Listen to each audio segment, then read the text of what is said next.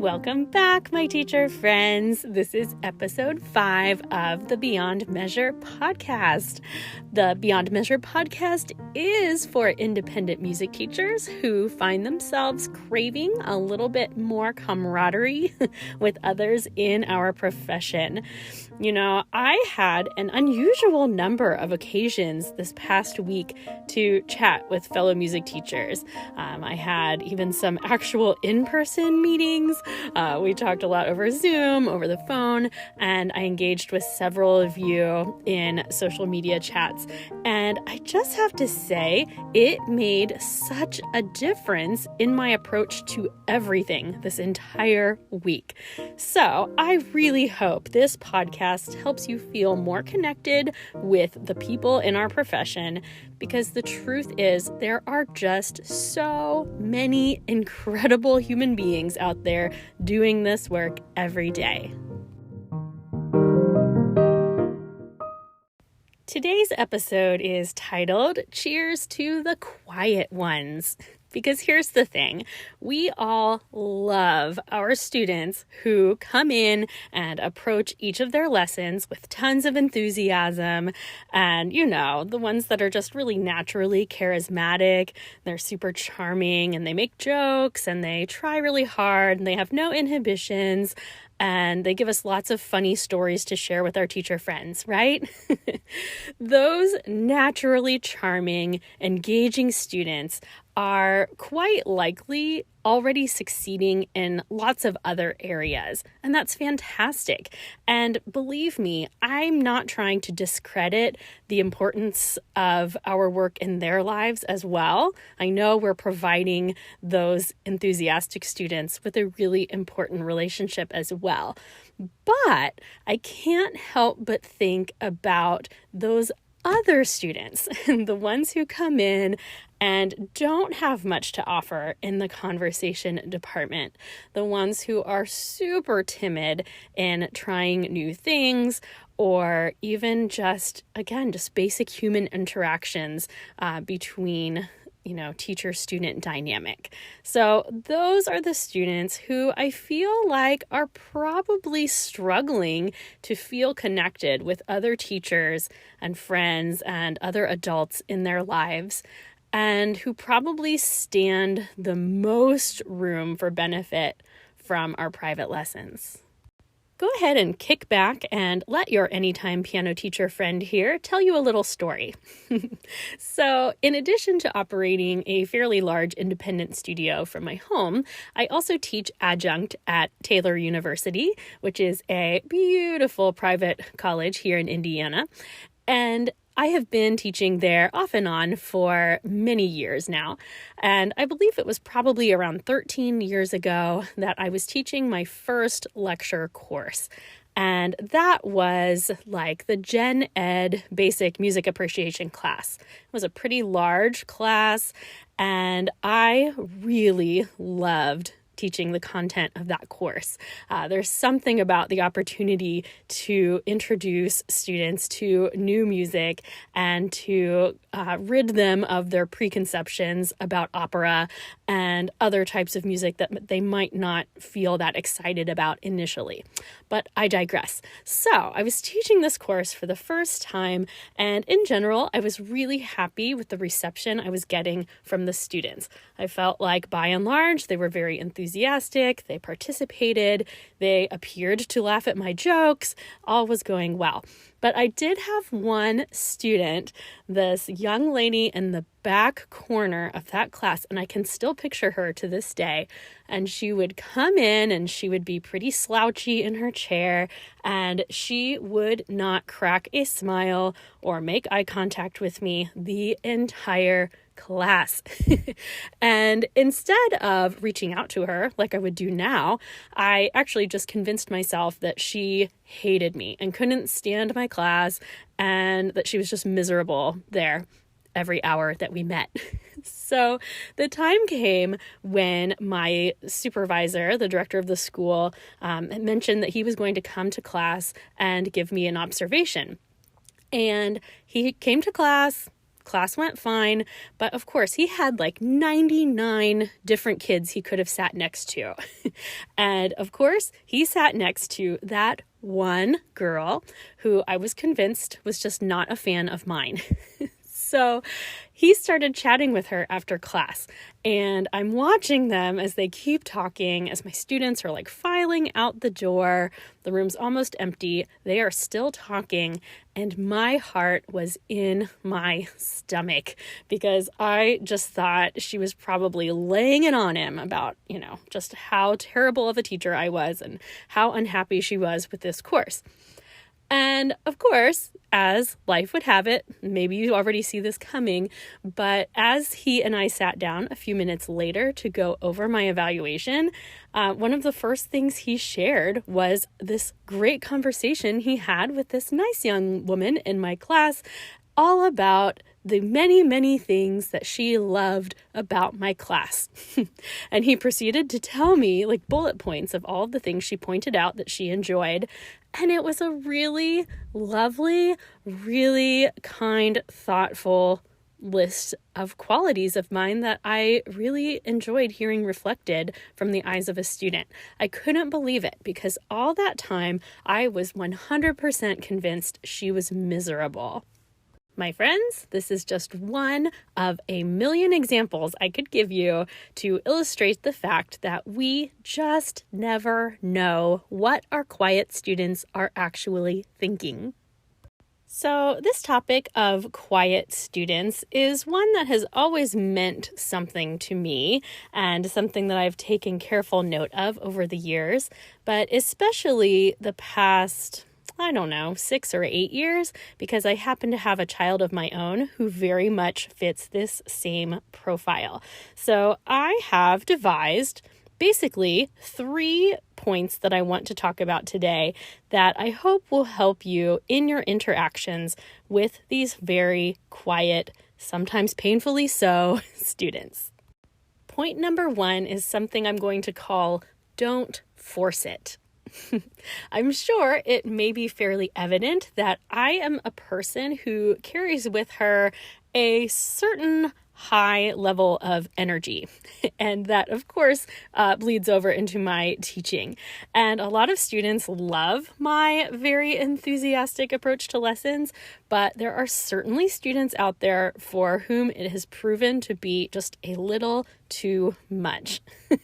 And I will say this, that reflecting upon my teaching past, one of my rookie mistakes that took me longer than it should have to figure out is the fact that if you have a lower energy student or someone who is very reserved, it is not necessarily helpful for you to then raise your levels of energy.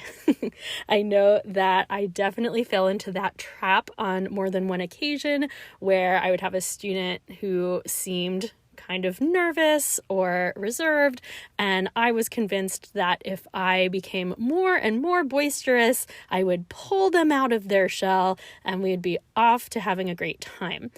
But specifically with anxious students, a lot of times they're very sensitive to the volume of your voice. So things like being louder or waving your arms around in bigger motions is not necessarily the way to put them at ease. So obviously, this concept of don't force it certainly applies to us teachers and the energy levels that we're bringing to our studios. We should never push ourselves into any kind of disingenuous mental space, right? Students will pick up on that right away, and it's not going to help us out. But at the same time, the idea of don't force it can also apply to what we are expecting from our students. I know many well-intentioned educators who have interacted poorly without meaning to with this type of student. Things like challenging them with statements like, well, I'm not moving on until you give me a smile, or, pushing them for an answer to a question, or even just kind of passive statements like, oh, I see we're being quiet today, or, all of these little quips that can actually compile in a student's brain, and they might not seem like a big deal to us, but they can really make an anxious student feel very uncomfortable. And my friends, we have to remember that what we often perceive as shyness is actually childhood anxiety. And if you're familiar with any of the research, we know that this is a condition that is more and more rampant in our young people today, of course, passing on through adulthood. And we owe it to our profession and to our students to make sure that we are continually learning more and aware of how what we say is affecting our students. Again, what we perceive as shy behavior is sometimes just so much more. And even seemingly harmless things like really pushing a student to give you a smile or to answer a question or to look you in the eye when they're speaking to you, or, the list goes on and on. Those things for an anxious child can be crippling. Okay, so that was point number 1, don't force it. Point number 2, I am calling stay the course. Here is a common scenario that I'm sure many of you can relate to. So you have a student that starts with you in elementary school, and your relationship is solid. They appear to enjoy their lessons. They're polite, they're engaged, they're funny. You know they love you. But gradually, as they begin to enter middle school or somewhere along their educational journey, they become more withdrawn. They're smiling less, they give shorter answers, and in general, you just get the impression that they don't care anymore. They don't care about their lessons, they don't care about you, and it's just kind of obvious that you're in a bit of a piano funk, right? So if you're anything like me, this is the point where you begin to take this very personally and you just assume they hate you. But friends, I am going to offer you this kind but yet blunt reminder that this is not about you. Instead, I beg you to consider things from their perspective. So we all know that path between adolescence and adulthood is paved with lots of strife, biological and sociological, and all of those things. None of us are surprised necessarily when our students undergo personality shifts and swings through these years. I think anyone who understands human development knows that this is par for the course.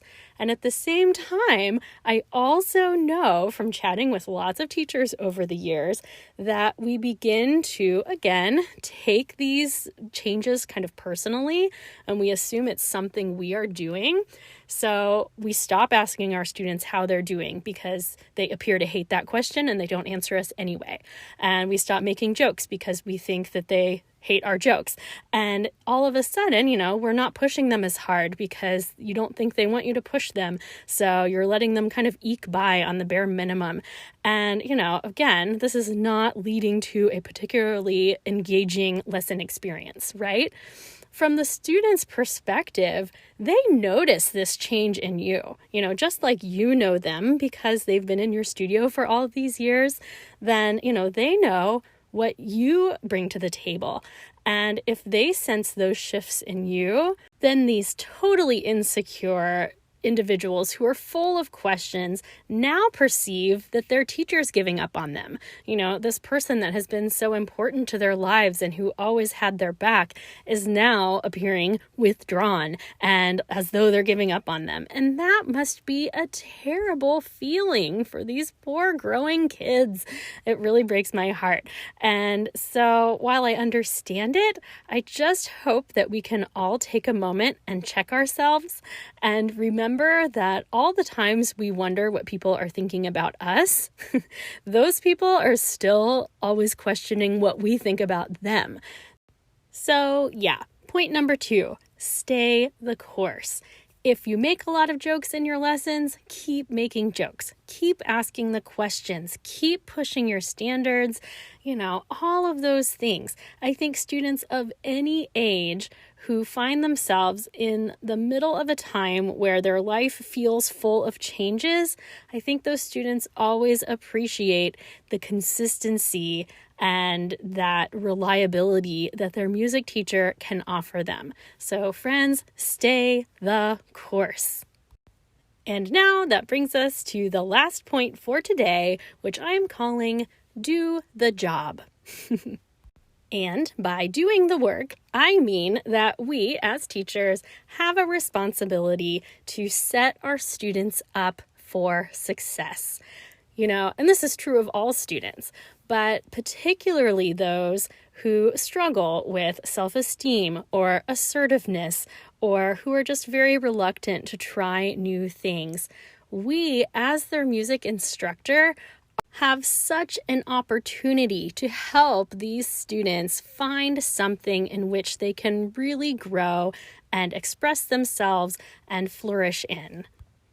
For me, that really translates into knowing the repertoire.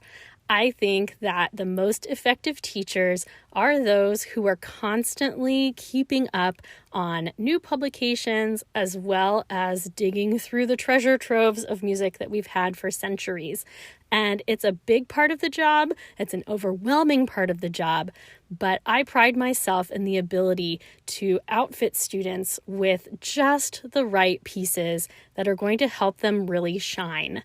And there you have it, my friends, my big 3 reminders for working with those dear, precious, sweet, quiet students. 1, don't force it. 2, stay the course. And 3, do the job. So I have a challenge for you, because I would love for you to take a moment and think about your quietest student at the moment. Or if it's not a quiet student, I want you to think about the student that you feel the most strained in your communications at the moment, or the one where you feel like you have sort of an awkward relationship with right now. And I just want you to consider your communications to that student. Think about what you say, how your body looks when you say it, all of those kinds of things. And I just want you to really think analytically for a moment and remember that any indication, regardless of how small, but any indication you give them that they are not 100% perfectly accepted the way they are, any of those things are going to hinder their ability to trust you, and therefore hinder their ability to reach peak musicianship with you. Don't joke about the quietness. Don't compare them to other students. Don't push them to do things that don't really actually matter.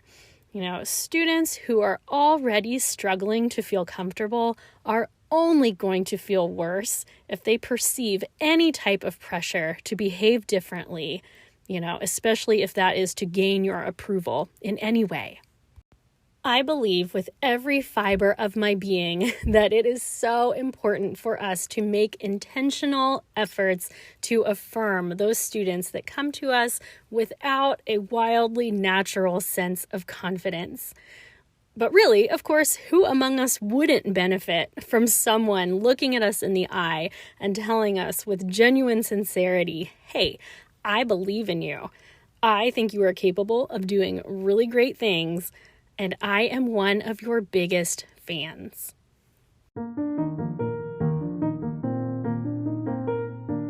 And so, as we prepare to wrap up today, this is me raising my very large, very full cup of coffee to you, my fellow teacher friends. Music teacher friends of the world, today we are turning the tables, and today we are going to celebrate the quiet ones.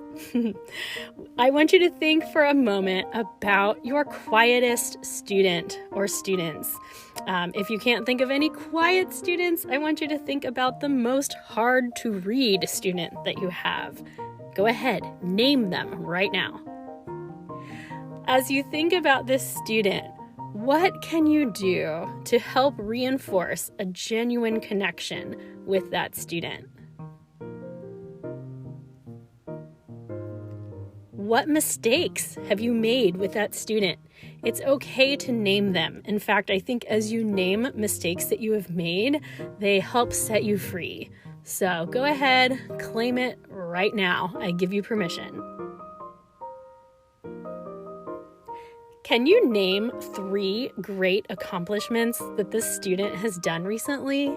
Reflect on that for a few more minutes today and really think about all the good that is coming from their studying with you.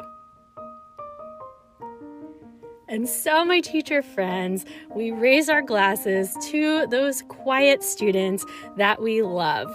We know they are thoughtful and they are perceptive. They are sensitive, they are deep thinkers. We know they are often perfectionistic in their mindsets, and they are usually very eager to please us as their teachers, and that is so endearing.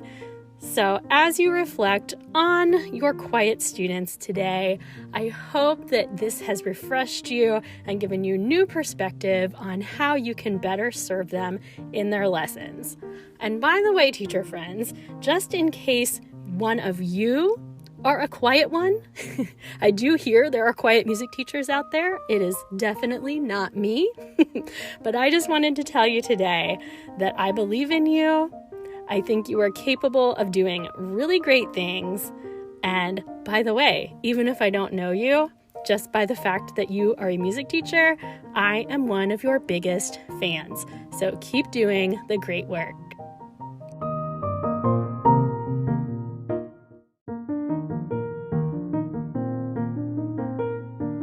And just like that, we put a wrap on episode number 5. Hey, look, that's a whole hand. And I continue to be so grateful to be here with you. Thank you for your interactions and your messages and all of the great things you're doing to help affirm me. And you can always find us on Instagram and Facebook at Beyond Measure Podcast.